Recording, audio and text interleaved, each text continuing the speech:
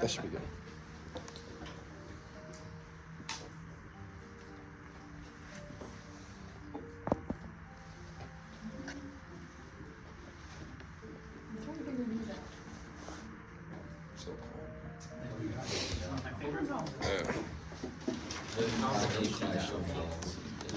Some of them are meaningful.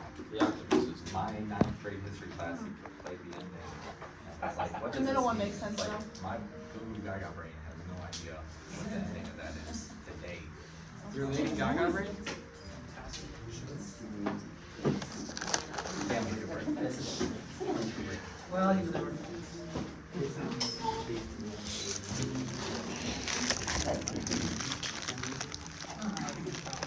Get some water. He died Yeah, he did. Yeah, I mean, There's a whole conspiracy theory around yeah, it. they changed 60% of the movie after it's done.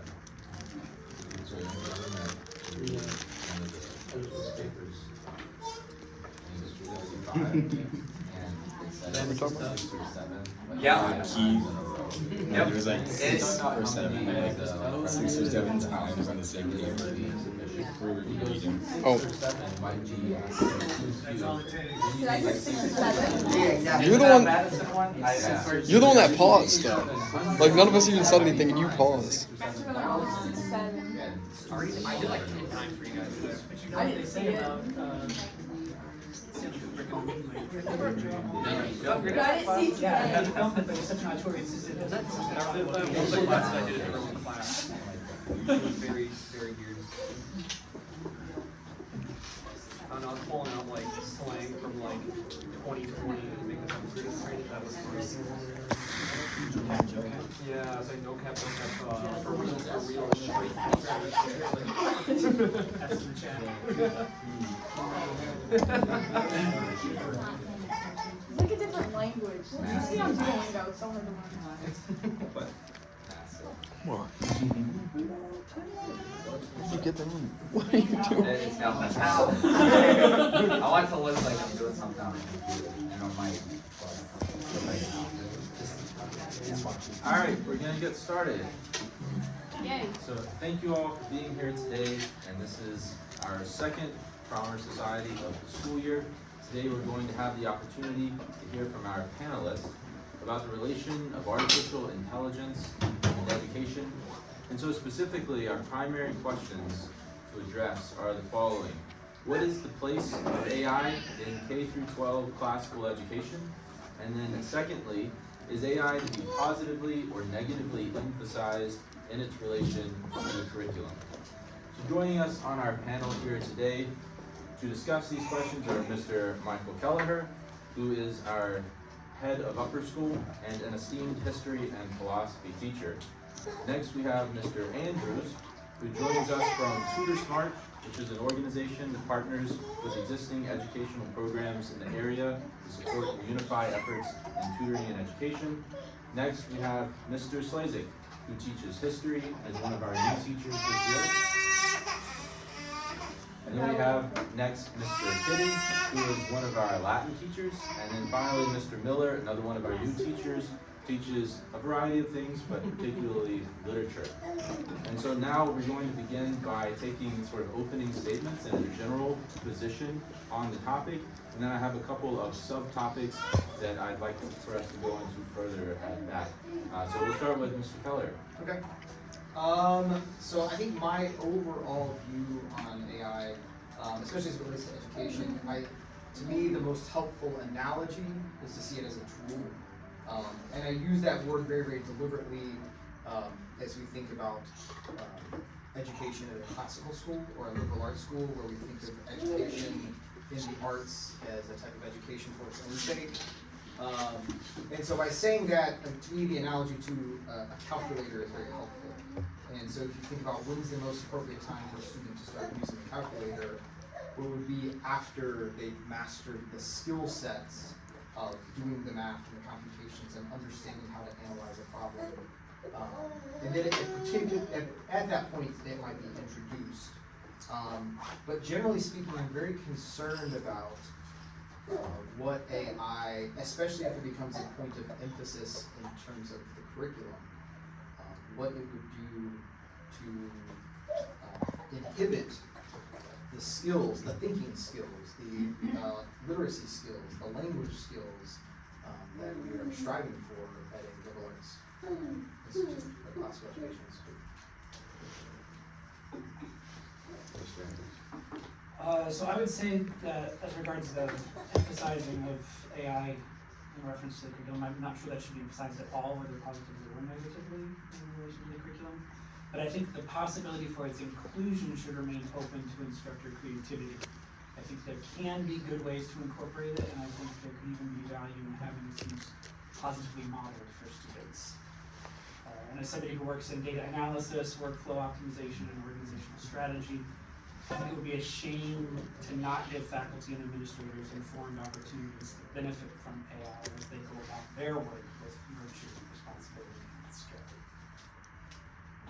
So it's very much in agreement on both getting the opportunity as well as the term tool from Mr. Kelleher, where there's 3 S's that I very much believe that can be used for, which is supporting, scaffolding, and structure. But the things that it should not be doing is teaching.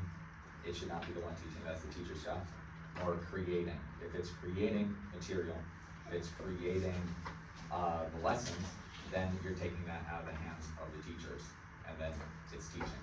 So as long as it's used to in a supporting tool role, then it is a benefit, but otherwise it can be a danger.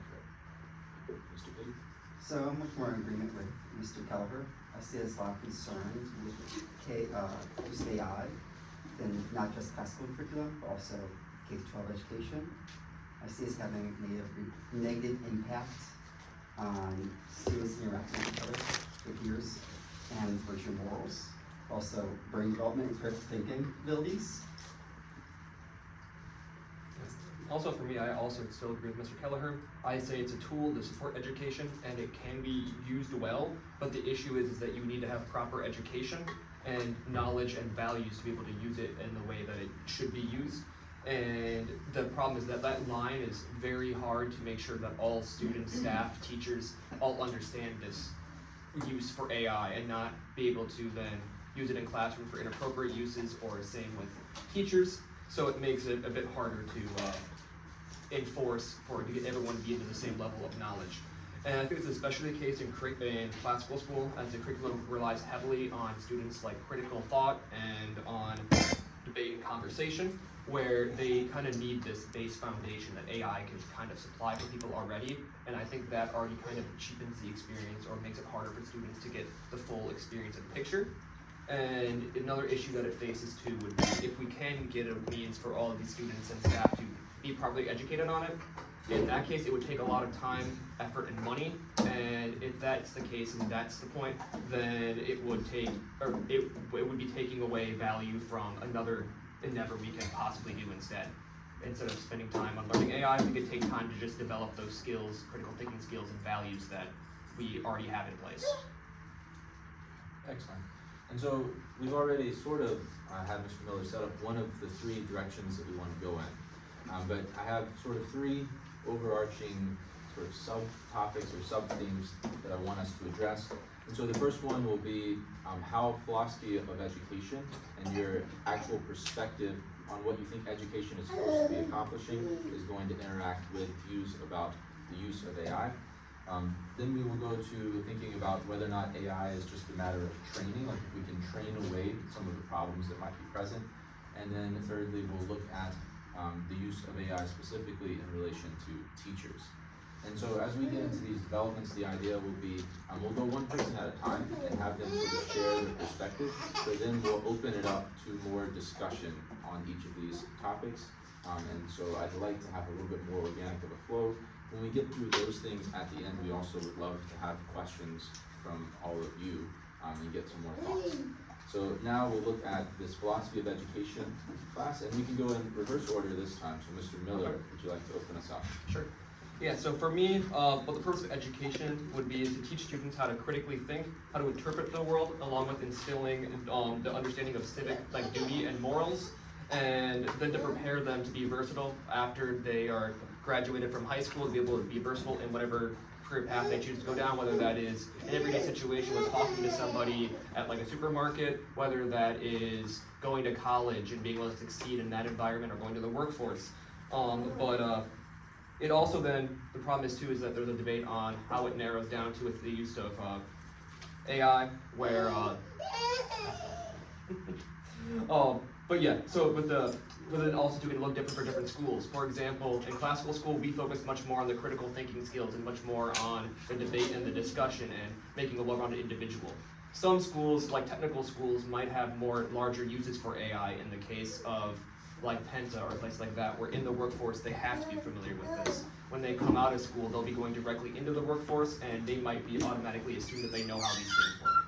So I think that in the case of the classical school, it is much more, I guess, negative and discouraged, I would say, for the use of AI, whereas I think it might have more of a critical use in other aspects in different types of schools.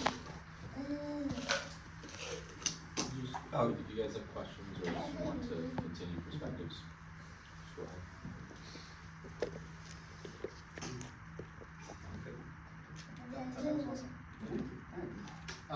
One question I kind of, so if we're imagining a situation in a school where there is, so like use the example of a Penta.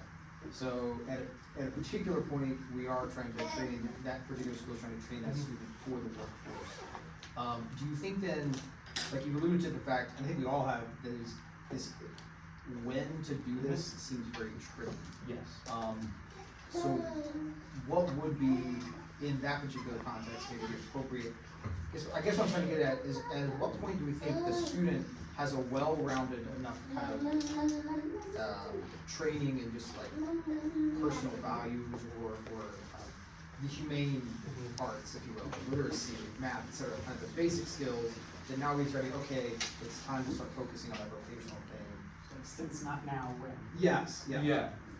I think for me that you really can't do it like in like middle school or elementary school at all. I think that's just almost impossible. I think for me, probably the best when you get to like your junior or senior year, like in a Penta situation, where I think the best ideal setting for it would be in a class that's focused on how to properly use AI and the technology needed in your career path. And that's why I think like in the classical school, it's not as needed, because we're not offering classes, or that's not our goal, to have classes that are geared towards that certain career path for that student to use that technology in the workforce.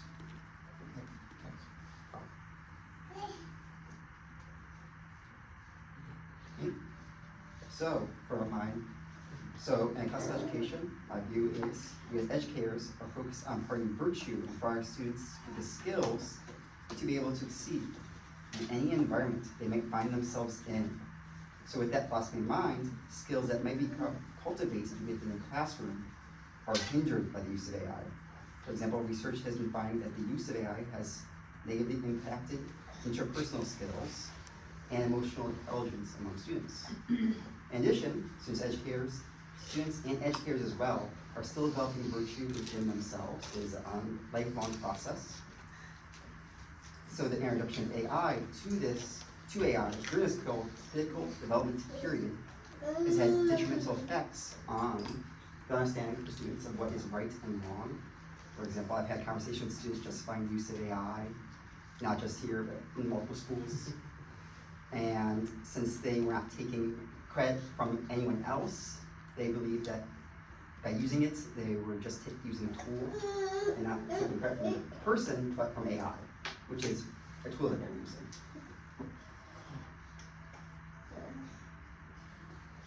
I wonder, not by way of challenge, I think there's a lot of wisdom in what you share, but I wonder about the distinctions between when the topic for mastery is distinct from the tools used to give you the raw material for it. Like I think about if you have a student who's working in math, they're using a protractor in order to draw their line. It's not necessarily that they're being graded on how good they draw circles, you know what I mean? So like sort of that tool that's helpful in using it, but isn't what you're actually being evaluated on. So I wonder if there's something to explore there as well, to say, if they're using it in a way that's not what they're being graded on, like a protractor, it's A tool being used. a tool being used, and we don't give credit to a protractor for helping us draw such a great arc, you know what I mean? Well, for me, my question is, how do you know how the student is using it in that way then? Like, if you give them use to the AI, they can do whatever they would want with it then at that point, right? Or at least you have to sit down and babysit and watch them, make sure that they are using it how it be intended to use.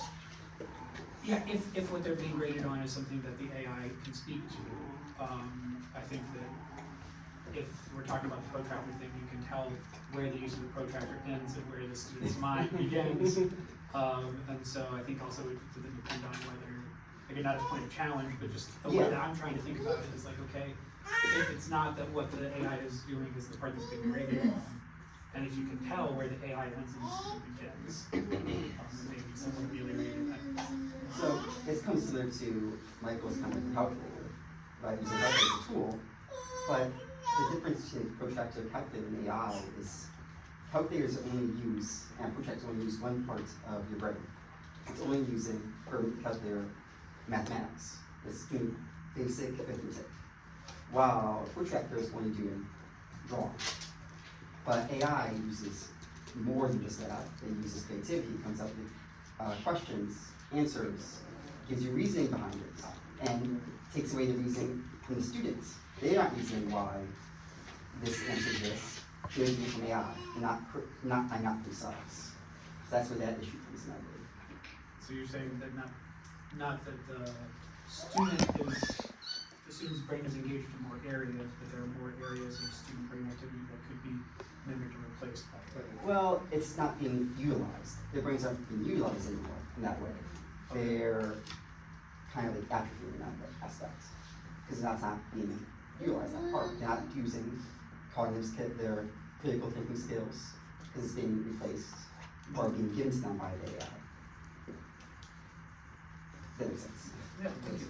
I like the way you were discussing it. There is more possibility for the AI to mimic the particular acts of reason or processing that the assessment would be trying to evaluate. So to go back to the calculator analogy, the calculator doesn't tell you, the calculator computes the values, but it doesn't tell you, based on reading the word problem, which values are supposed to divide by and process with the others. Like the student has to figure that part out. Like, okay, I know this is where belongs in X and this belongs in Y, and then I solve correctly. And so they can do the correct computations, but get the wrong answer because they've incorrectly input the information incorrectly. So similarly, maybe that level of skill with AI, knowing how to input something into AI to get a reliable answer, there may be strong parallels, but probably that wouldn't hit it until you're doing college level tasks or higher, of where you're needing to learn how to actually prompt skillfully the AI to get an answer that's useful, as opposed to prompt it to get something that could pass as a legitimate answer, whether it makes sense or not. Well, because then I, as the teacher, I don't know, does that student know how to use literacy and reason verbally well? And when you get to the word problem, they can put the entire word problem into the AI generator or the language model and be able to tell, it'll give them the answer just based on that. So it won't be any reason there, just know the correct answer automatically. And they can ask for reasoning, the students, but the likelihood of that is not extremely high.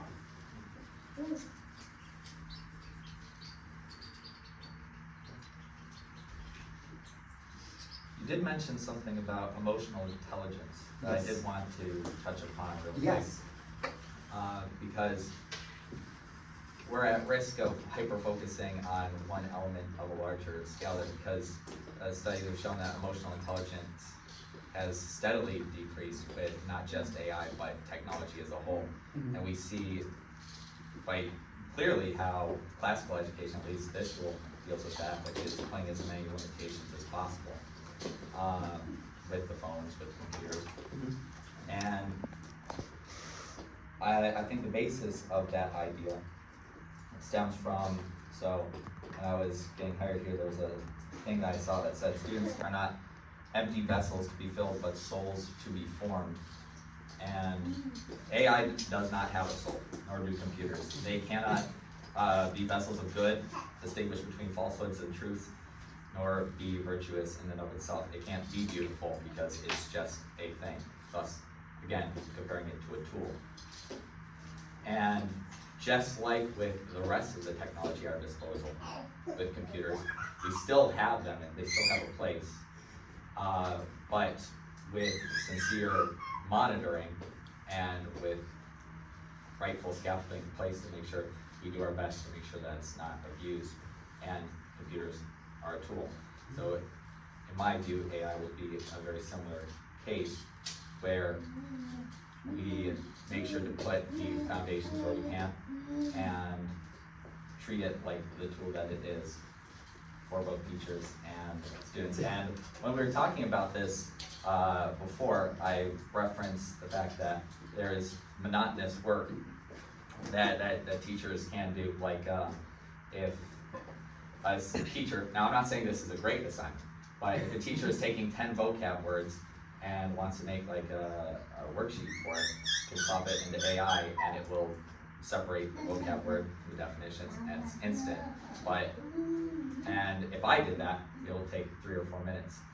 And it's not like I have lost anything or there's been intelligence lost, because that is merely a symptom of, well, like click, pull, click, pull, click, pull. It's just saved time in that way. So as long as we don't use it for that creation or making intelligence or doing the teaching, then it's a tool like any other technology. Yeah, so that's not so much that part affecting emotional Yeah. intelligence or intrapersonal relationships between students. The issue is more so how it mimics human speech and mimics human interaction. So, for example, ChatGPT will mimic how humans talk and how humans respond to a question, and even engage in conversation and ask questions. While this has actually led to people actually believing it, more likely to believe AI because it's mimicking human interactions. So, and people are more likely to trust if it's believing it, that they believe it's a person. So it's the difference between that and Wikipedia, which is just a straight text. And also, some people are using it, yeah, it's kind of more common now, people are using it as a friend, in a sense, or a therapist, instead of interacting with their peers, or going to mental health counseling or something like that. If I may, one thing just as a point of clarification, because we've met a couple times to talk about things, and one of the challenges that we recognize as we were working through things is that there's a lot of things that fall under the category of AI, and there are a lot of times where you're not actually able to know when AI is being used. I mean, Google not only AI generates responses for searches, but also uses AI in bringing back the things that you search for. There's all sorts of different things that are using AI in ways that are under the radar that we may not be cognizant of, and so it doesn't really seem practical for us to dive into that full spectrum. So as was mentioned, we're kind of thinking more about the direct use of AI in terms of like using a ChatGPT or some other form of generative AI, these sorts of tools, rather than just anything and everything that utilizes AI in any capacity. Yes. Thank you.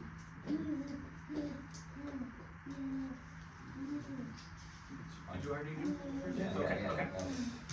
yeah. So I am not an educator by profession, and I'm actually more of a theologian by trade, and I work in data analysis and these sorts of things. I myself am not committed to a particular philosophy of education. I seek to draw insight and understanding from the different philosophies of education, and in my role as somebody working for a nonprofit tutoring support organization, my desire is to be able to help and meaningfully support whatever philosophy of education is being put into action for the sake of students. I know that NOCA itself recognizes that one educational model is not right for every student. And similarly, as was kind of mentioned by some of my colleagues up here, I think it's a question of what the impact on society would be if the only form of education were classical education. There weren't also technical schools or other kinds of education present I'm not sure that a single philosophy of education would actually be practicable as the sole philosophy of education in operation within society. So I think the philosophy of classical education massively informs how we view questions of AI, and I think that the implications of that view of AI can be somewhat relativized if we acknowledge that classical education is not the only philosophy of education being brought to bear on today's youth. So it doesn't have to supply everything that everyone could ever do. It can focus on doing its own, fulfilling its own identity and its own philosophy of God. I think, yeah, so for a while here, I've been thinking, put him to the devil's advocate, so we need to have some sparks here. But I think here is, I don't know if I'm willing to go, I mean, I guess as head of upper school in a classical school, it would be appropriate for me to go out and live and say, no, actually classical education is the best form of education and should be as much universalized as possible. But I think I'm willing to say certainly a lot more than it is. Like, insofar as, if we think of like, what does it mean to be a human? This is something I'm just reflecting on for my newsletter contribution. And the like traditional definition is like, to be a human is to be a rational animal and to be a social animal. Like, those are very Aristotelian terms. And as Mr. Yates alluded last time, this is an Aristotelian school. So if part of our humanness is having this kind of nature that I have this thing, whatever it is called reason, and then I have this, it is in our nature to like learn from and be with, interact with other people. In fact, we sharpen our reason by working with, we learn from other people. Of all the creatures, like it takes us the longest to kind of develop the things that make us who we are. You know, like a cat can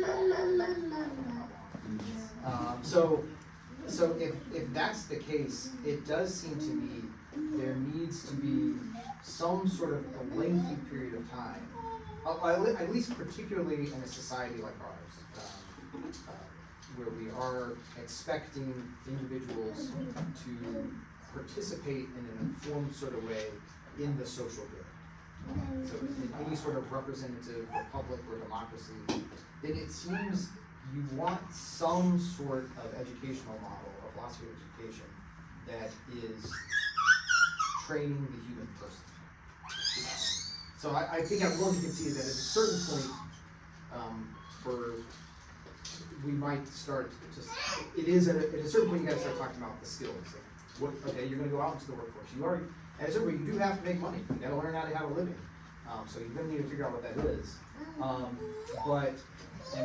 And what that line is and when that starts is maybe a point of debate. But for a while there, I think the first thing is to teach people, little people, how to be people, how to be good people. And part of that is training our rational nature and our social nature. And I think the liberal arts does a really good job of that. So yeah, maybe I'm hedging too much. While I acknowledge that the classic philosophy of education exists in a marketplace of educational models, I wish there was more classical education or liberal arts education or something like that, especially in the more formative periods of an individual's education. Please. So I think one thing, I very much agree with your heart, and I think one of the things that may be clarifying point or frame is that classical education, as I understand it from outside, is both a philosophy in terms of the ends that is desired from education as well as the means that are used to those ends. And I think that one of the challenges then is to say, okay, even if we were, and I have no objection to say that the ends that classical education sets for itself are the best ends to set for education, the question of whether the means that classical education sets for itself are the only or the best means for accomplishing those ends, which I'm not challenging, but then the question gets into, as you and I discussed earlier, how do you measure that? How do you demonstrate that the outcomes of this classical education are quantifiably or in some way demonstrably greater than that of other education systems that may be seeking the same ends, but through different means, and that's something that I'm not sure how you would determine that. How do we determine which model of education is producing the best product? Even if we agree on the ends, Right. how do we determine which of the means is actually most effective in accomplishing those ends? Because otherwise demonstrating or claiming that the means that classical education has chosen for itself are the only or optimal means for those ends would be, it would be easy for that to become something that's not falsifiable. And then it becomes less of a philosophy, more of a religion of classical education, Yeah. for lack of a better term. Yeah, I think that's fair, although I do think there are two ways to demonstrate, and so in the scientific, the post-scientific revolution world, we think of demonstration as quantifiable, data. But I think one could construct a kind of deductive propositional argument to say, so in other words, if we're going to challenge, to me, the challenge to this, what I'm saying is a healthier philosophy of education is to start with the propositions and say, well, no, I mean, this is what sort of philosophers have done. Actually, man is not by nature a rational and social animal. He, yes, happens to be smarter or more sophisticated than the other animals, but he's fundamentally, this complex amalgamation of neurons and cells or what have you, and therefore the best thing to do in education is to maximize good outputs or maximize success, whatever that looks like.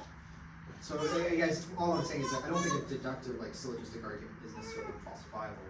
It's just arguing against it is different than a quantifiable data.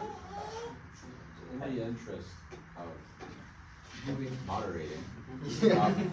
one point that I would like to sort of steer us in a direction given our topic is that you sort of laid out something regarding the means and the ends, right, of classical education. And I think it's worthwhile to discuss what might be the best means, but I think more interestingly for our current purposes, the better question might be to what extent does AI interfere with or not interfere with the pursuit of that end?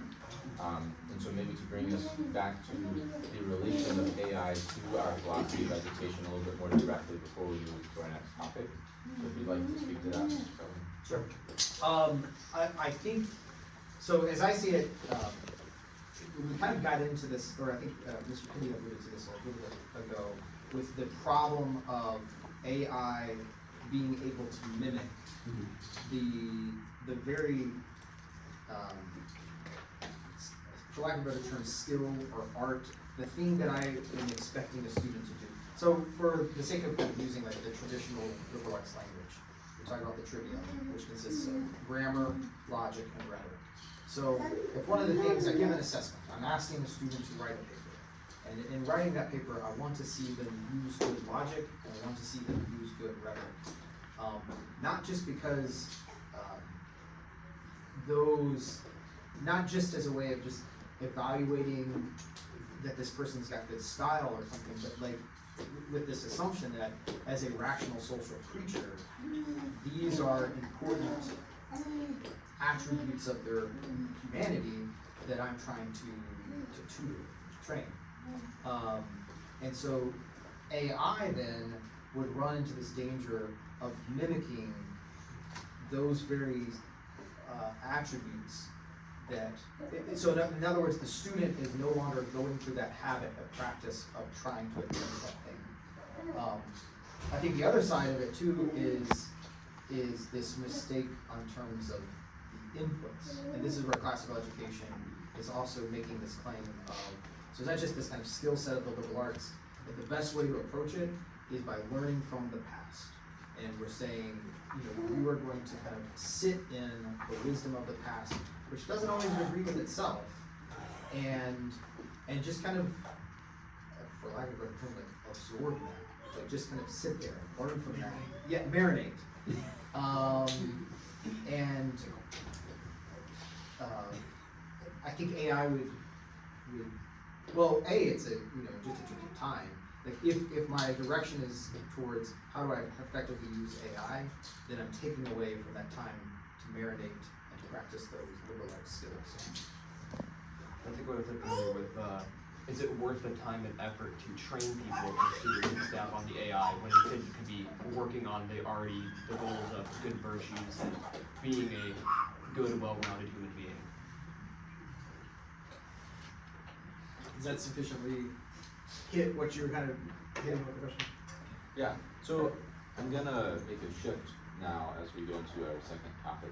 And instead of going one by one and presenting a position, especially because we've touched on some aspects of this next topic already, I'm gonna open this as the opening question of a Socratic seminar, which you will then all jump into as you will.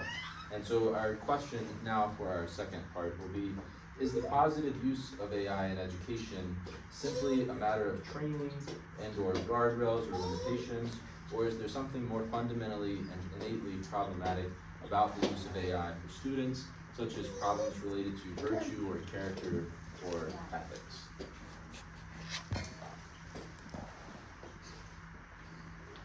I would say there's no really acceptable use of training where it comes to positive, because, as I said before, the commitment to speech, so makes students much more accepting of information is given, but also it gets to, when you get into the cognitive effects of AI, there have been a couple studies that show that there's been, it's called, what was it, it was cognitive,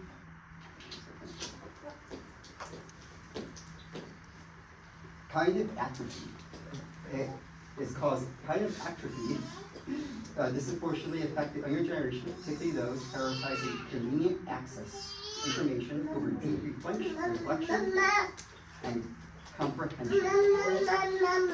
Given their continuously developing brains, so there's found that they were using it over that. Yeah, and for me too, Even training. what I was thinking about too is before AI, with computers and Chromebooks and phones, we tried to have students in the classroom have like more focus on using computers, like 1-to-1 ratio to Chromebooks, and students could have phones originally back 10, 15 years ago, even before AI started. And we said, well, maybe we can train the students in classes, have them in the classroom, and have them use it properly. And now we're seeing a pushback now to where, I mean, especially in classical school, but in all schools, even in like normal public schools, right now there are bans on having phones in school entirely. So what's to say that AI is honestly, at least from what I can tell, a much easier and convenient means than even using a Chromebook from 10 years ago. So what's saying that the training that we're going to apply for AI wouldn't even get remotely close to what we had the training for Chromebooks and for phones?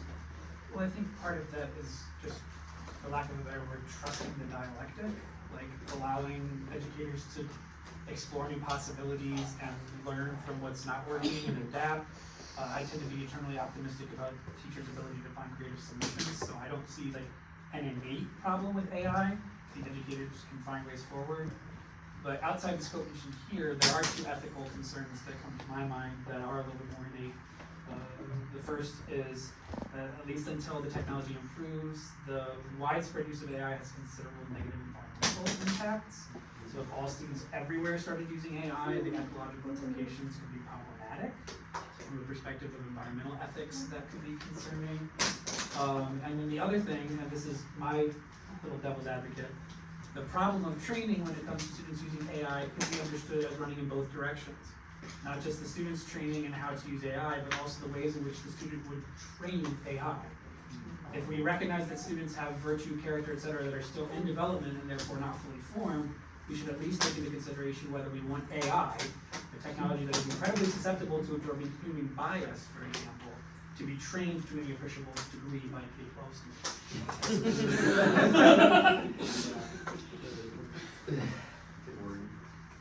I see these guys. I think earlier you kind of acknowledged that when we talked about AI, we're particularly with these language learning models. And I think it's the fact that it's this language learning, because I keep coming back to the calculator analogy, in that not only I mean, I guess I go back and forth even on calculators. It does seem to be that I prefer not to have calculators in schools, but the fact of the matter is, there is a test, with our students, when they get to certain testing, calculators are allowed, calculators are built into the systems, and it is good to know how to use the calculator effectively, where you might make mistakes in your computations, or just be lost when you pull up a scientific calculator. I don't know what this is.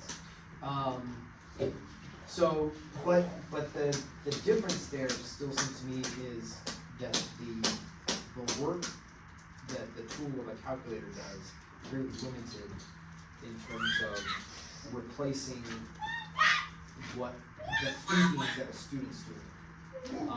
But with AI, or really language learning type of AI, language learning models, which can even learn from a student, you didn't mention, and then give some sort of output back, that is where I'm trying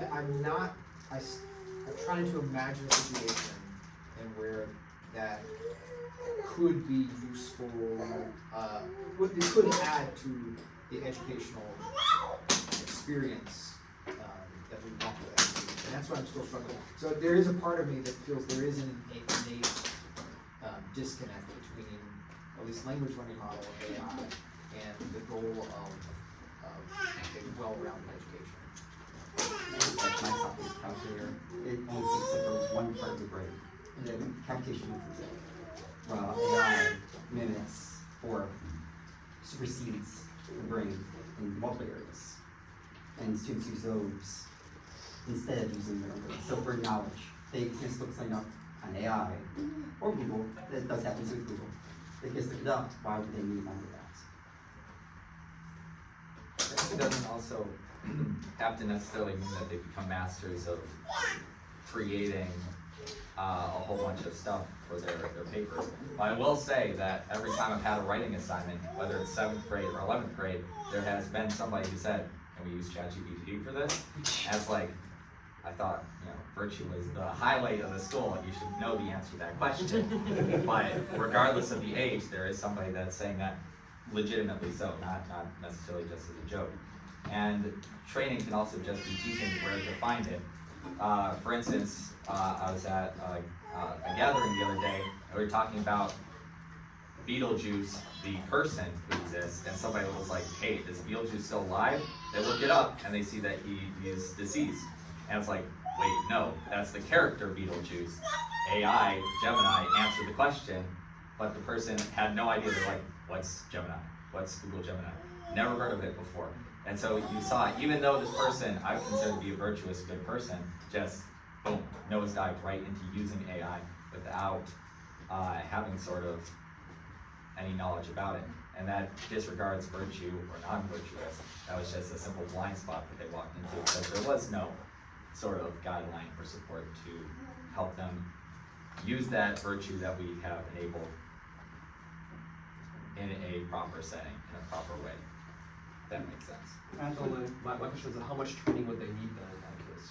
Well, I mean, you brought up the fact about the computers in the schools, and I mean, we go back to before our time, there were no computers, but now suddenly there's a tech class, and there was adjustments made for a tech class to be made. I figured that the tech class before was woodworking, maybe. Stoneworking. Or stoneworking. So, like a tech class, you can easily put in a lesson or two about like, here's where you can find AI in certain things. And it doesn't have to be like here's how you cheat kids. It's very much more like what to avoid in that proper setting. And if you are worried about the fact that, hey, they can use this knowledge to abuse, going back to the calculator, the TI-83 and the TI-84 have a function to write messages, right, because they can hit like second alphabet or whatever, and then start writing words. And if a student is looking to abuse that function, they can. So does that mean that we go with Mr. Kelleher's way of banning the calculators from the school? Yes. I think our math teachers would have issues with that. One interesting thing as we're talking about this and about how easy it is to be duped by AI, especially for the uninitiated, there's a wonderful nonprofit organization that's in your area called Midscore. I don't know if just heard that they're a bunch of people from like Ivy League think tanks type stuff, and they're out here in this new area. They're working on reframing the narrative of the Midwest to help it draw investment and also sort of things, because I think that it's actually a very exciting part of the country, the Midwest, sometimes just flyover state. But one of the things that I know that they've been trying to initiate is media literacy as a form of tutoring, like after-school tutoring, so that students learn how to actually read web articles critically, or recognize when something's fake news, those sorts of things, which is an interesting piece to throw into the mix. Again, it may not jive well with classical education as a philosophy, but I at least appreciated their perspective that it's like, we want to make sure that we're doing what we can to help young people not be so susceptible to misinformation or disinformation, and bias and those sorts of things.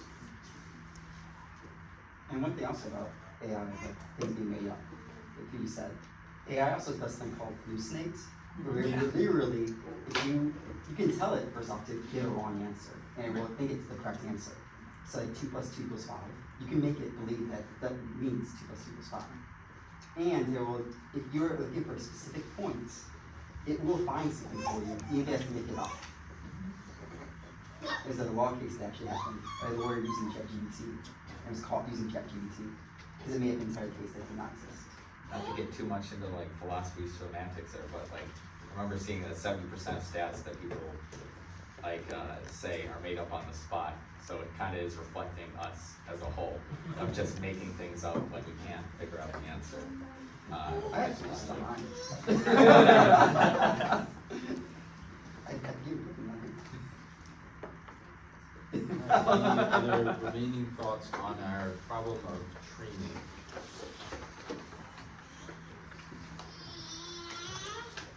Alright, we'll go into our third and final subtopics here, and I think there was probably more broad agreement over this issue, so this may not go as long on this particular subject, but we wanted to take a moment and just think about the possible positive uses of artificial intelligence by teachers and what the differences might be between the use of artificial intelligence by teachers versus students. There has been in the news reports of like college students, for example, calling out their professors as hypocritical for their use of artificial intelligence while the students aren't allowed to use it. So is that a fair criticism, or is there something fundamentally different between what the teachers and students are doing and their ability to use these kinds of programs? So we'll open that up to the floor.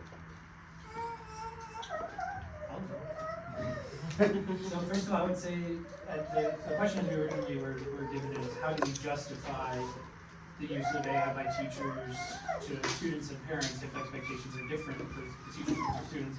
I would say I don't think any justification is necessary when expectations for teachers are different from the expectations for students. I think that's an inherent dynamic that's inalienable from any education system that distinguishes between teachers and students, as opposed to like a peer-to-peer educational approach. It's a given that the teacher is not the same as the student.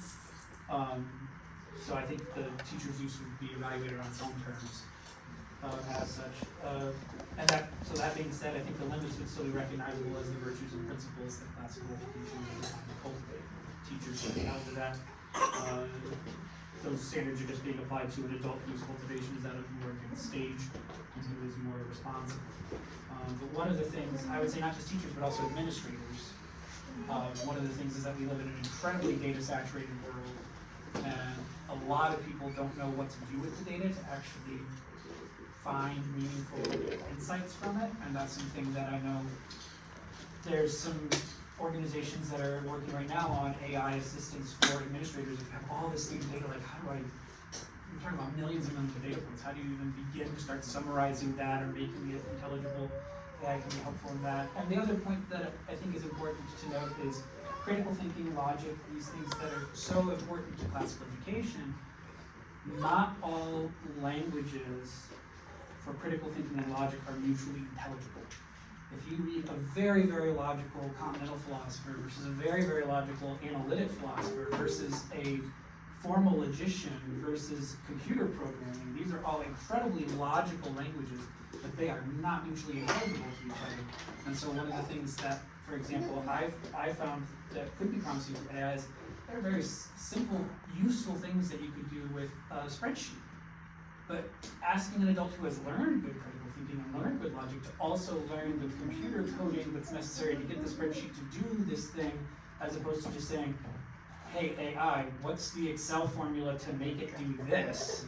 Like, I feel like that's something where it's like when they have the critical thinking skills, it's just that they're not all mutually intelligible, and you need a way to bypass that gap rather than expecting a teacher to learn every idiom for logic and critical thinking communication.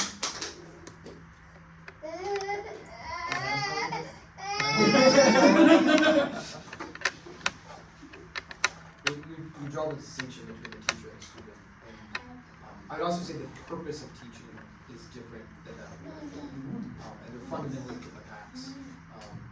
And I've always appreciated in Aquinas as the teacher, he asked the question: is teaching is it part of the active life or is it part of the contemplative life?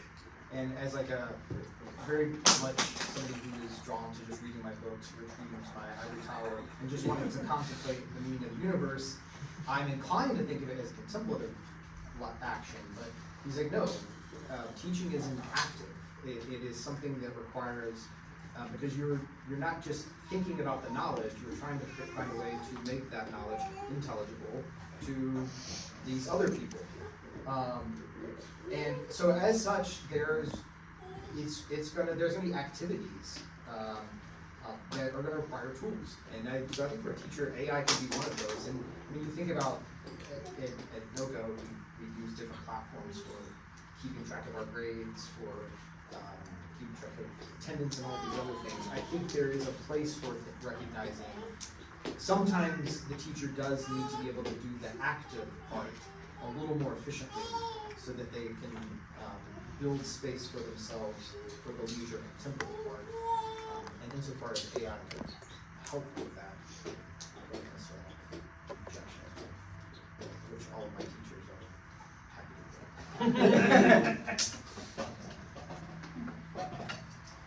do.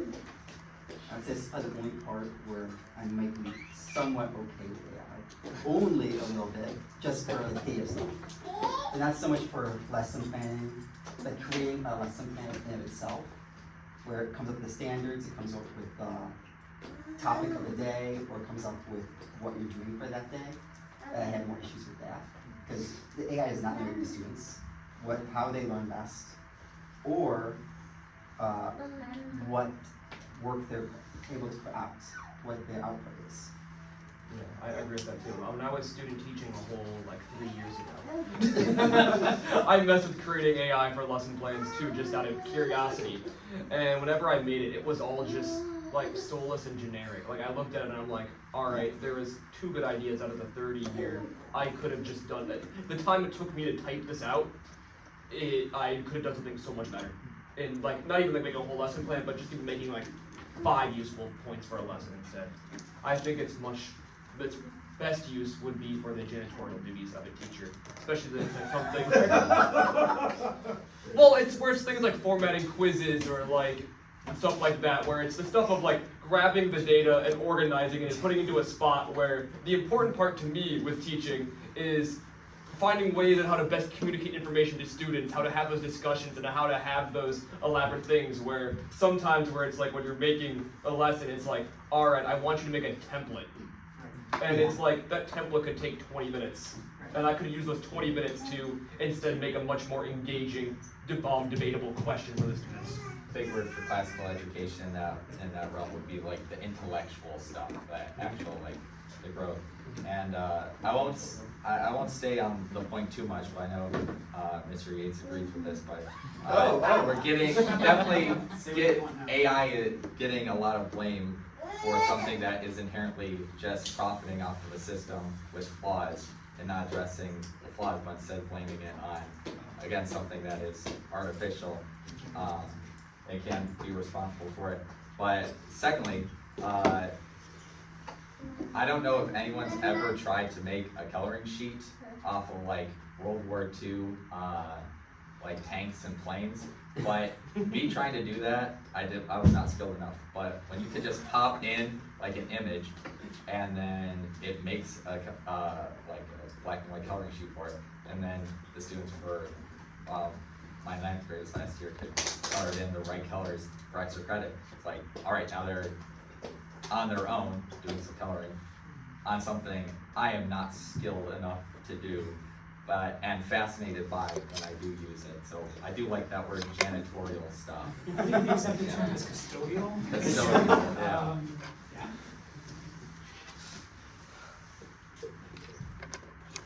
All right, final thoughts and comments from our panel. You want to take your time to discuss. I don't really have any comment. I'm very curious to get some questions. All right, so we'll open it up now for questions. Keith. I was going to say, for me as a student, AI has always been very negatively portrayed to me, and I've seen you wrestling with that question of when should I introduce AI to a student, and I know that's definitely not right now, but in the future, how would you recommend me introducing AI into studies, and what to expect and what to look for and what not to do? And I would say be critical of it. Look at where it's getting, try to find out where it's getting sources from first. You need to find out where it's getting a source from. So like I said, it can hallucinate and make up a source. So you need to figure out where it's getting it from, if you do use it, and what ramifications it might be if you use it. Because, for example, a lot of colleges will see that as plagiarizing, because you're getting it from a source from somewhere else, and not even citing it, because it's not set up a source. Yeah, not really. It might be now, but even then, it's probably limitations on citing it as a source. One of the more exciting ideas that I've heard, I was at a conference, this was over a year ago now, down in Columbus for the Ohio Department of Education and Workforce. And we were discussing the use of AI, and one of the ideas that came up that I thought was really interesting is have students, this would be for writing like a term paper, have students come up with their idea of what they want to write the term paper about. Go home, AI generate the term paper. Then print it out, bring it to class, and then together go through and mark it up. And help the student recognize where are the things that are nonsensical, where are the things that, ooh, that may be true. Can I find a source for that? So now it becomes a research thing. I need to find if there is a credible source that I can use to defend that point, or okay, I know that's true, but it does need a citation in order for it to be legitimate, so I have to find that. So sort of going through that and that critical engagement, building the ability to read it critically and recognize what are the shortcomings of it, what are the things that only a human can meaningfully do, and that it's actually counterproductive to try to do it with AI because it won't be able to do it right. So that idea to me was fascinating to think about. This kind of goes into the flawed system thing, and piggybacking off of anecdotal evidence, I had a professor in college that's idea of teaching was like 230 page Microsoft note with just a bunch of bullet points, and that's incomprehensible to me. Maybe that's my flaw, but being able to, thinking back, being able to like copy and paste a good amount of it to just organize some like the vocab words, because if there was a vocab test, being able to get the important information through this near retirement guy's like just last second notes, that would have been beneficial, and that could be something for training and how you can use it very amicably. My father-in-law is retired now, but he used to be a car engineer. And I was asking about this, like what's AI that might in this field? And what he said, it's often like another person in the room. So it's not the expert, it's not like the final expert, but it can process, like we talked a lot about data, it can process lots of data very quickly. But at the end of the day, the other engineers have to go back and look at that and look at the output, the information, and say, okay, do they find that to be trustworthy? And then, or are they gonna stand by that decision? And that goes into how they're gonna make the car. I know we've used the calculator analogy a lot, but I imagine you had that moment where you plugged all the information into the calculator, it spits out the answer, and you look at it, and you look back at the problem, and you're like, this doesn't seem right. Like, I must have done something wrong. I think AI can be useful in that regard. In other words, if you don't trust it to just give you the answer, but if you maybe trust it to, or see it as a possible source for helping you to think about how to get at that answer in a different way. So, although I'm not on the panel, I am your teacher. I will give a couple thoughts on this as well. So I think the first thing that I would consider is just what is the end of whatever the assignment or the work is that you're trying to do? What is the purpose that the instructor wants you to accomplish? And to what extent would the use of AI be compromising your own education? Right? And so, like, the first thing would just be to say, like, is this even a good place where I should be trying to use AI, or would I be undermining my own growth in doing this? And then, along with that, and sort of going off of what Mr. Kelleher is saying, I think one of the places where there's some utility to AI is when it's a peer and not a teacher. And so what I mean by that is a conversation partner is a peer, right? The problem with a lot of AI is that you have to be able to judge for yourself to what extent it's actually applicable and true and correct. And if it's your teacher and not at the same level as you, you can't do that, right? And so part of the difficulty with all of this is if you just go to AI and you rely on it, then it's instructing you, and that's just inherently dangerous because AI is not trustworthy. And certainly not given the corporations that are creating these things and are engagement in farming and trying to take control of your time for profit, right?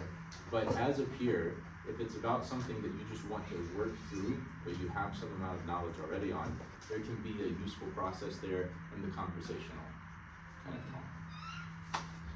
I know the executive director for Tutor Smart, she finds AI helpful for sort of the same way that you would have a friend who's helping you by reflectively listening. She'll do a brain dump of all the things that she's thinking about this thing and say, okay, organize for clarity and whatever, and it will format things into bullet points, and Ty gives the other, she can say, yes, that's what I'm trying to say.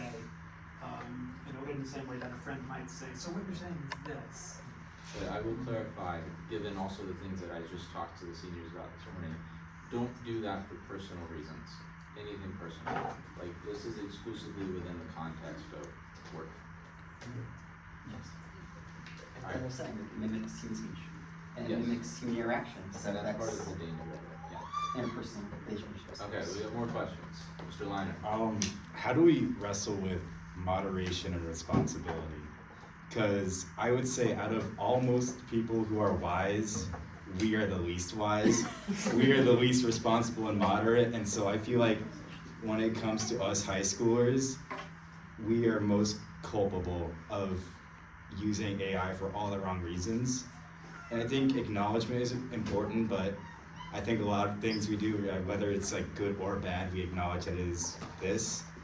And overall, it's like we're not good doers. We do that. How do I wrap this up? It's like I feel like AI is not a good tool specifically because the people who are being handed it don't know how to use it moderately, and ultimately throwing it at them and trying to lecture them just doesn't really get far, I don't think. Especially see my own peers. I would like to just say that if you're thinking that, you're already on a good road to be aware of the dangers. And we've been reading Aristotle on moderation. In the same vein, we can't monitor the stuff that, your devices at home and like your cellular devices and all that. So eventually kids are going to not be kids anymore, they're going to be adults. And we could potentially be setting kids up to fail by not addressing it at all and just being like, no, you're not responsible right now. You're not responsible right now. Well, then you get a taste of it, and then that's how the addiction starts, cultivating this academic honesty that gets challenged once, and then we go to the old, what is it? Ronald Reagan's wife, just say no. Doesn't necessarily work if once you've already gotten used to it, and then you get college students that are flunking out left and right because they're cheating, because it's the first time they've had access to it. I think using the addiction analogy is also helpful because one of the deterrents to addiction is looking at the lives of addicts and saying, okay, That's not actually fun, that's not actually what I want for myself. And so for me, one of the key things is looking at how using AI as a shortcut isn't actually effective in accomplishing the ends that you may want to use it for. It won't always give you the right answer. You can't count on it to give you the right answer. So I think that could maybe also be one of the benefits of that addiction analogy, is to say, because I know that ultimately using it this way won't be effective for what I'm wanting, I won't use it for those things. I will do those things that humans can do, and I'm only going to ask AI to do something that I know will be effective at doing. So, do you have a question? This probably should have come at the front rather than the end of this lecture, which I enjoyed very much. But could you, in a crisp, clear, plain, baseball English, define what is AI? Artificial intelligence. There's disagreement about that. There's disagreement about That's that. they disagree, like, what is the percentage of a soup versus a stew, okay? Like, that's just because there's debate doesn't mean it changes the fundamental nature of Well, all what right, it give me is. an example of what is, give me a compare and contrast. What is artificial intelligence? And what would you do, how would you do that same thing without artificial intelligence? So if you go onto Google and you type something in, it will give you results of like websites. That's a search engine. But if you go to a different thing, like ChatGPT is the famous one, you type something in, it's not going to show you results of things already made. It's going to create and process and make things for you. And that could be sources if you specifically tell it to. But we also talk about how it mimics human language. If you're like, hey, am I okay to eat nothing but celery for like a diet plan? It'll be like, I wouldn't recommend it, but here's how you can do it. But so it will talk to you a little bit as well to confirm what you're thinking. So I'll try to maybe add some clarity here. So the search engines are essentially looking for keywords, right? So whatever words you type in, it's gonna take that word and it's gonna look for other instances where that word has shown up. These artificial intelligence is trained in a different kind of way. They're called large language model systems. And what happens is there's actually a level of something like we would call comprehension. So when you ask it a question, it actually understands to some extent what your question is and gives you a targeted and specific response to your question. And so these chatbots, what they're doing, it's technically predictive, right? So it's not thinking for itself, but it's able to imitate what it would look like for another being to be thinking and responding to you, based on predicting. It's trained on huge subsets of data. So like it looks at books that have been written, movies, television, newspapers, all these sort of things. It's trained. And so when you ask a question, it's predicting what is the right way to try to respond to this question and help this person get an answer. And when I say large subsets, I'm talking like trillions of pieces of data that are at hand for these models. And so it will try to interpret your question and then give you a long and specific response directly related to the question you asked. And they're also, the programming side of it is that the chatbots are programmed to talk to you in their response as if you were a normal human person and they were a normal human person. So if you ask a question, it'll say something like, that's a great question, and then it'll sometimes use your name and say, thank you so much for asking. And it'll go through and give you a response, and then it'll say like, do you want more detail about this, or would you like me to give you this kind of option? And so it actually has a structure for how it responds. Does that help? I think so. I'm just gonna give you an example where I went on to Google, because I was on a committee, and we were discussing doing something that's actually very important. It was our ending objective, and we ended up with a question. There's 5 of us sitting around. Someone, I thought one person who was supposed to be guiding us should have known the answer. And we got different responses. So the meeting ended, I went home, I went on to Google, and I asked this very specific question. If we do A, under these conditions, will this organization have to pay a federal excise tax? Right. That was it. Yep. Came back and it said AI, and it gave a very precise answer Right. to that, all right? Correct. Right. And then passed it out to, their fellow committee members. And one guy who I respect a lot came back and said, Bob, I did exactly the same thing. And I got the reverse answer. Correct. Yep. Right? So in the end, someone is gonna have to open up literally the IRS code, look at that section and read it. Yes, and so one of the ways that you could respond to something like that, so that is what will happen, that's part of the problem we're talking about with what we call hallucinations. This is where sometimes it will make up things, and part of the training that you can do is that you can ask it more specific questions. So you could say, I'm trying to answer this question, where would I go in the IRS tax code to try to find this answer? Right, and then you can go to the source and try to look at it. So there are ways that you can work with it. But getting a specific response like that is what the chatbots are trained to do. They're not always accurate. In education, the particular challenge, the real world challenge is, okay, my sophomores have a paper due next Friday, and this one sophomore forgot to work on it for the past 2 weeks since it's been assigned. And so they go to ChatGPT and type in the question that I created or Mr. Yates has created and say, please write me a 1,000 word essay. Right. And then it prints out like, okay, this sounds better than I think. So can you add, you can even add grammatical errors.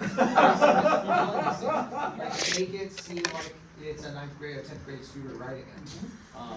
So that's then the other side of that is, and I think that's the part that I think as educators, if we are recognized, if we are doing an effective job, and Mr. Yates has kind of alluded to this when we talk about Pete, to the goal of this assessment is, so I am forcing you to like go through the process of thinking and writing, but also wrestle with that so that we can address that. And that a student recognizes it's not just like some meaningless task, like the task is the skill that we're working on, not just putting an output of knowledge, but actually working on being a writer, being a thinker, doing those human skills. And the output of a paper isn't the goal, Right. it's the work that goes into it. Exactly. And so that, fostering that relationship and communicating that, you hopefully then get the student to recognize, okay, if I use AI here, then I'm not practicing or doing the thing that is helping me to be a better formed student of learning, of doing the writing. And I love the example you just given, which is you as an expert and these other members on this committee as experts are able to see, okay, we could evaluate, we got not just different answers, but totally opposite answers. So there's more to be researched here. But the student is there, and is it seeing it as a peer, if it's seeing it as a teacher. And one of the reasons why I said it's contested about artificial intelligence is that different parts of the world and different disciplines view it differently. So they're not, in certain medical fields, they don't call it artificial intelligence, they call it augmented intelligence. So they view it as a voice in the room that they are not answerable to. They don't have to submit to what it says, but it's there as something that they can consult. They don't view it as an intelligence of its own. They view it as something that is augmenting or assisting their own intelligences, which is part of why they challenge that term. And the ethics of AI and data and all these different things have been expounded for decades by large international bodies and all these sorts of things. And one of the things that they always come back to is, as has been mentioned, a machine isn't responsible. It can't do right, it can't do wrong. It's just a machine, and so you have to always have a human in the loop. And the human in the loop is the one who is responsible.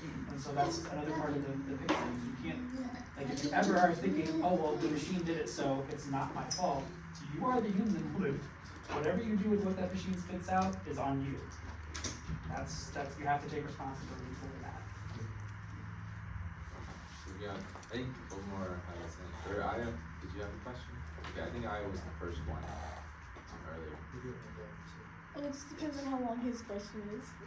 Mine's will be short. Okay, then go first. Answer that question. Oh yeah. Okay, so I guess there was a question on like the dichotomy of AI use between like teacher and student, and I know Mr. Yates, that's a teacher, he told us that why that like if we constantly use AI, it'd be bad for like our memory in the future of learning things, and I wonder like. For like you guys who are teachers, like I think he said that like you said like something. I'm gonna rephrase this kind of bad, but you basically said like it wouldn't be bad or like it can't be bad for you guys to use AI because like I don't know, it's fundamentally different between the uses. But I think like, say if you were to use it over the years of teaching and get used to it, you might forget things, and then get worse at teaching. So I was wondering what you might think about that. So actually, I was reading a study today, earlier. I like to read studies on stuff like this. Yeah, I love to do it. It was a study by MIT. It's not peer reviewed yet, but it was just published where they looked at actually adults. It was 18 to maybe 54. They had 3 groups write a essay 3 different times. One group did essay, it was SAT prompt. One group did it with AI. They had AI, they can use AI as a tool. Second group had Google only. And the third group had used nothing except for the brain. The AI group, over time, did worse and worse. And eventually by the 3rd session, they just copy and pasted the answer. And then the 4th session, they switched it. The brain-only group could use AI, and same with the Google search engine one, while the other group, the AI-only group, could only use their brain, no search engines. Their thoughts were much more disorganized, and there was a lot more issues with word usage. They kept on using the same words over and over again, which AI does a lot. AI will use this, and also drop names a lot as well. While the groups that did not use AI, this is their first time using it, their prompts were much better than the first groups, the AI group, and they were using it much more effectively than the other group. So over time, it's shown that their use of it became less and less responsible. Very quickly, only in 3 sessions, did this happen. So I understand how you explained it about the group that started AI only and then shifted to brain only. But the group that was brain only that shifted to AI only, so the prompts were clear, they used it more responsibly. Yes, and it's more organized. But then over time, did they start to revert to? They never did it. I wish they did that. Right. I wish they went and did a study furthering that and see if they also regressed into that mode. Also, how did it compare to the, so you said that the last group was the one that transferred over from just their brain to AI. Was that better than their paper of just using the brain or just using Google? Did they compare it? So the brain only one, their papers were less well researched, obviously, because they could only use the brain. So there's less research, but they knew their paper in and out, so they knew what they wrote. While the AI group did not, and the search group knew it pretty well. But there were parts that they didn't know, like where they got source from. But what's the second part of the question? The second part was, how did the brain first and then using AI, how did it compare to all the other previous outcomes? Was that the best outcome, or was that? Yeah, they found that kind of not, actually they did say it was the best one for usage, but this Google one is very similar. Okay. The ones they look at search engines. They're very similar in that regard.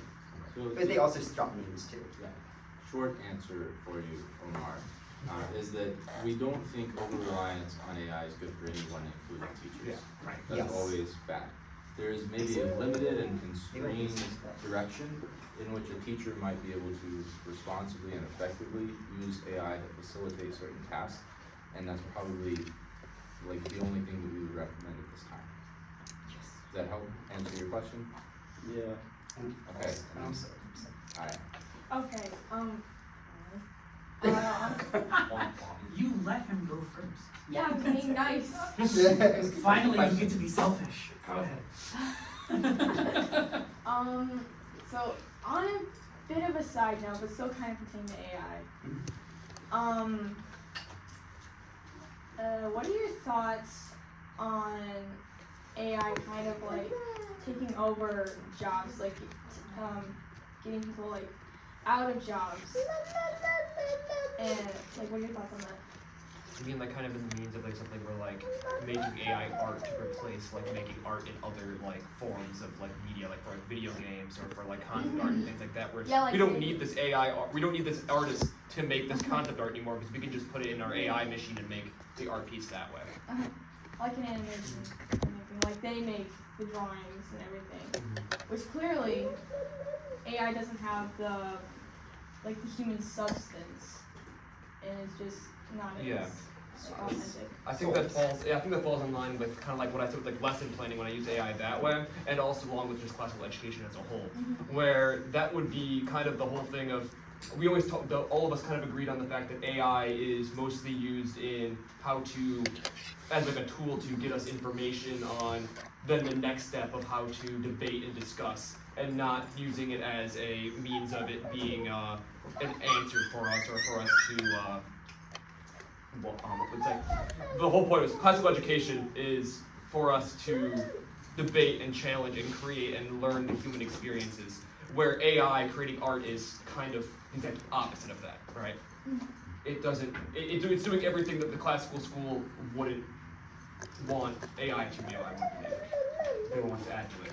I think you've been talking a while, Steve. Well, if the question is just generally, what's going to be the economic labor impact of AI? I mean, well, I hesitate to say anything not being a labor expert, like, but historically, technologies like these, they're going to shake things up. You know, like when the textile mill became a thing, that changed the way fabric was made. It used to be kind of outsourced to the countryside, and you had these, particularly in England, so it had radical implications on what's the economy going to look like, but people adapt and shift. I mean, we've had these similar conversations over the last 20 years with increased robotics in manufacturing. So,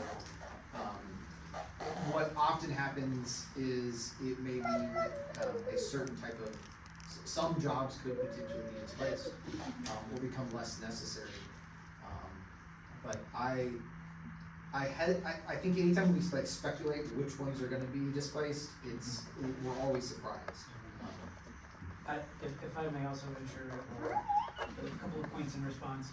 First of all, when operating purely within its own devices, the capitalist economy seeks to have maximum production with minimum labor. And the ultimate dream would be producing an infinite amount of goods with no one working, which then makes it so that nobody can buy your product because nobody has any income. It's one of the disjuncts in that if it's operating purely in isolation with no other values or forces acting upon it. So will it eliminate jobs? Yes, absolutely. The question is, as always, what can or ethically should be done to try to reduce that effect, which is where things get tricky. The counterpart to that, as we discussed kind of in one of our pre-meetings, is that we can sometimes take this view of art or what have you as this lone genius's work of direct humanity being wrought on the raw material, but like somebody like a Rubens, he had a workshop of 20 people doing his paintings with him. So he would teach them how to take, okay, I'm just gonna do this sketch, and now you guys, you know how I like to do the underpainting. You guys go ahead and do it, because I've got other stuff I need to do. And so there's this craft aspect to, even traditionally with the arts, of there's the master, but then there are all the apprentices or journeymen who know how to contribute their part. And if we ask about the artist, if we say, okay, so should Rubens only be able to produce as much art as he's able to do entirely by himself, or have to pay a staff of 20 people in order to do it? It wouldn't be surprising if Rubens was like, but if I can get it done with less cost, that may be an attractive option for me. So it's sort of that two-sided thing in many ways. And really the value that the Rubens workshop would have is you have 20 future artists who are needing an education. And so that's, again, going back to the classical education import, it's like you may be robbing an educational experience. Yep. Actually, along with that regards too, my brother, he recently graduated college, and he is a computer science with his girlfriend. And there's been a really common thing where they found, since both of them are trying to look for a job right now, right out of college, they go, oh, I need to apply for these computer science jobs. And it says, well, you need a high level of experience in coding and then help like AI do this function. Right. And they go up and they go, oh, well, we learned how to do the function of AI. And they go, well, we don't need that. We need somebody to be able to code the AI, to create the AI to do these things. And they just, in that case, remove the entry level. And now it only leaves the upper level positions. So eventually in the future, we don't know what it'll look like if the upper level positions, then they retire. What's then going to be running the top is going to be inexperienced people that don't have the basic experience of what the AI is doing. All right, in the interest of time, we need to keep moving. Mr. Simpson. 30 years ago, Neil Postman wrote a book called Technopoly, and he was concerned about what the internet was going to do. But he said, every new technology brings about winners and losers. And the goal of the winners is to convince the losers that they'll be winners. So with AI, so-called, who are the winners and what are they telling the losers?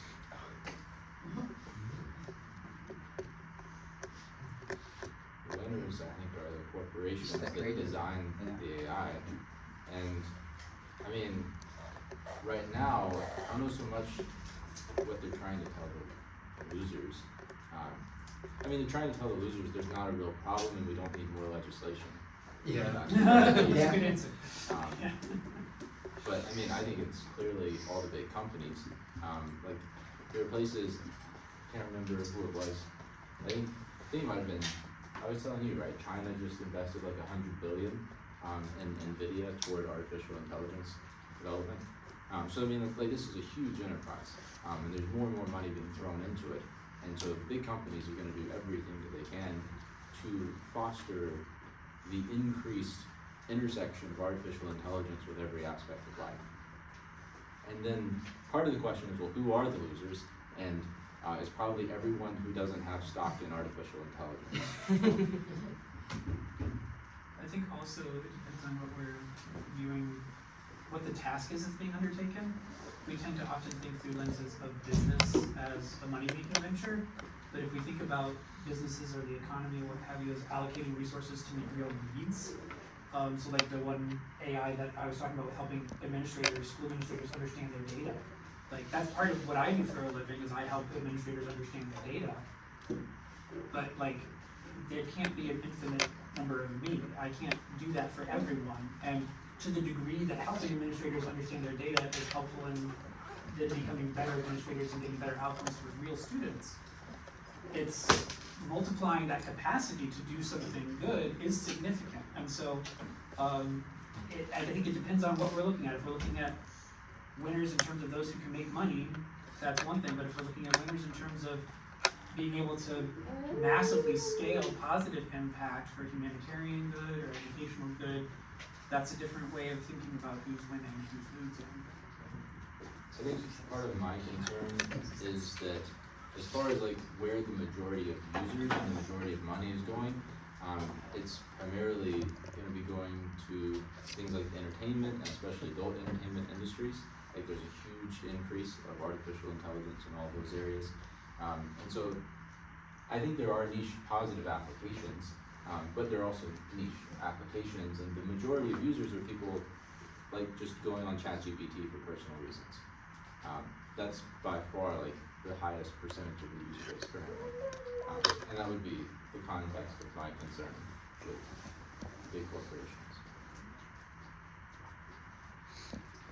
Biggest loser definitely are like the people who live around places where the AI are being made, because it affects the water, it affects the land, and what they're being told is you're a small cog in a bigger machine. Now I ask you, did they need AI to give that message? As that seems to be something that, if you look at history, has been going on way longer than AI's been around. I think there's also maybe a dynamic at work where the winners only have to consider any messaging to the losers when they feel like their hegemony is under threat. I think that many of the winners are completely fine with no messaging at all to the losers until they feel like they have something to lose by not communicating. I mean, yeah, right now they don't really communicate at all, it's just happening as it is. Right. Mr. Spore? Say I'm going into to pursue a career in visual art. Would I be able to have a career in it, or by the time I get out of school and am able to make a career, do you think it'll already be destroyed? Well, like, do you think there'll be any visual art careers out there anymore? I think so. Yes, I think so. I think the visual arts careers, I remember when I was studying art history in college, the professor had to give like a whole week's lectures to how do you actually make a living in the arts, and it's been a challenge far before AI, and the visual artists who make success, it often has very little to do with what they do and more with who they know and getting the right connections so you have buyers lined up for those sorts of things. So making a living in a pure visual arts vocation is very, very fraught. And because a lot of the value that people assign to a real painting is cultural capital, oh, I paid $10,000 for this original, what's your name? Jack School. Okay, so I paid $10,000 for this original Jack. Like, and you can jack up your prices. But so, like, that's the cachet. That's the thing, is not that it's efficient, it's that it's exorbitant. And I think that will probably still be the case, unless you're looking at art that's been generated by a very, very famous AI. Yeah, I think the people that are buying the art will be people that inherently want to have the human aspect of the art. Yes. And I do want to mention that with the free market the way it is, people, like, I'm going to go with the famous one. Sorry for the people that will be alienated by this, but there's some video games that have been auto-filling some of their dialogue with AI, like in Spider-Man 2, and it's very clearly AI. People see that, and so the market works in a way that that's not going to last forever because people will want better quality as well. But conversely, I don't know if anybody else has had this experience, but if you go to the Black Swan Arts Festival or whatnot, there's a lot of stuff where it's like, no, even if I'm not talking about the AI art, I'm talking about the real stuff. It's like, it's nice. I can't spend $200 on that thing that you've made. I understand that that's what it's worth to you, but I can't spend that. So that artist is not going to make any money off of me. No matter what. No matter what. In the movie industry, you know, when computer graphics became like the big thing to make movies, that didn't necessarily get rid of animators. Like, I think that was the fear, like, oh, we need animators. But it's like, no, there's an appeal for those people. I don't think that necessarily, it could impact the structure of things up, but it doesn't necessarily mean there's no cause or desire for hand-created or human-created visual arts. And even movies, I think there was a big protest by actors and screenwriters against AI being used in movie industry. And I think they agreed not to use it. Correct, yeah. So I mean, the idea was they were trying to sort of auto-generate, they were trying to get rid of needing to pay background actors for anything. And so they're like, we'll have you come in one time, we'll pay you the one time, and then we'll use your likeness forever in every other movie that we make as background to fill our content, and never need to pay you again. So there was an attempt to do that didn't work. But on this movie thing too, like, even though CGI, right, computer graphics and visuals, has become extremely advanced, there are still people like Christopher Nolan who have sort of made their career on the fact that they're not using CGI very much, and they do as many practical effects as possible. I mean, Oppenheimer was a huge hit and had very little CGI in it. And so I think one of the things that may happen is that you will have to be a better artist to be successful than you might otherwise have had to have been when AI did not exist. but I think there will still be a desire for human creativity and ingenuity. Okay, other questions? I think that's a good line to close on. Yeah, I don't think so. Yeah. I like that. All right.